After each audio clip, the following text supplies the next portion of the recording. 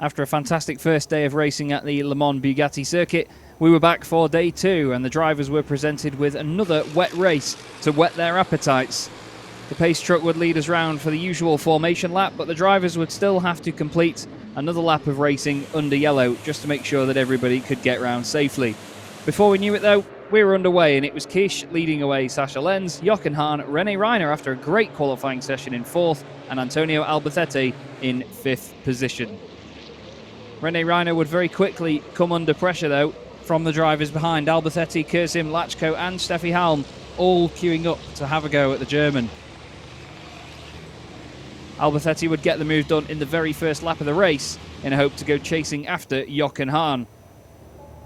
Soon enough though, the top three would make a breakaway and Antonio would not be able to bridge that gap enough to make a challenge before the end of the race.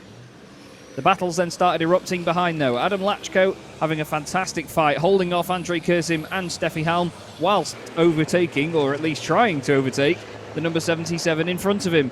He would eventually get it done down the inside into the Dunlop chicane, but it had certainly taken a number of laps for him to find the weak spot for Reiner, who would then have to go instantly defensive on Kurzim, and not without a bit of contact. Eventually Kurzim would try and sweep around the outside using all of the grip in the wet weather available, but it wouldn't pay off the first time round, that's for sure.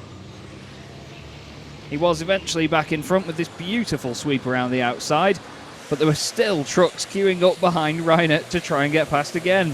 Steffi Halm this time leading the charge against Shane Brereton. 3 wide into one corner doesn't go, and it was a good thing that Shane Brereton knew that. He backed out of this manoeuvre while Halm tried to go around the outside. Soon Steffi would lose bodywork from the truck after this collision with the penalty markers. Some very, very hard racing between herself and Brereton along the way. Steffi would get ahead of the 77 and more contact from Shane Brereton would damage the back of Reinert's truck. Eventually though he would succumb to the pressure and Brereton would get in front.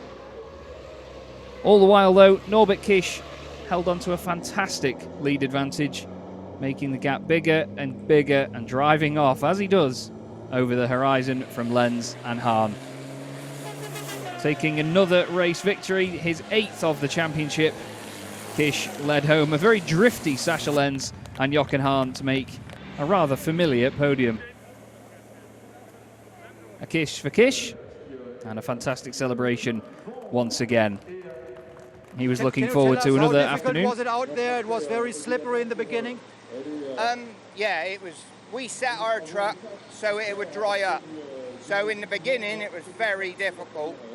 About 3 laps in, it started to come, and then 1 lap to go was very difficult. I looked at the space behind, and I had to slow up, risk not getting a marker because I was on a warning. Shane Brereton there finished in 8th position overall, winning the Goodyear Cup, but Kish won the race from Lenz, Hahn, Albacete and Adam Lachko. Andrei Kurzim was 6th ahead of Steffi Halm and the aforementioned Shane Brereton. Then it's René Reiner and Stefan Fass in 10th. Libri Requenco finished in 11th ahead of Luke Garrett and Heinrich Clemens Hecker, with Jamie Anderson getting disqualified for overspeeding. He'd hoped to turn his afternoon around with the 4th race of the weekend later on.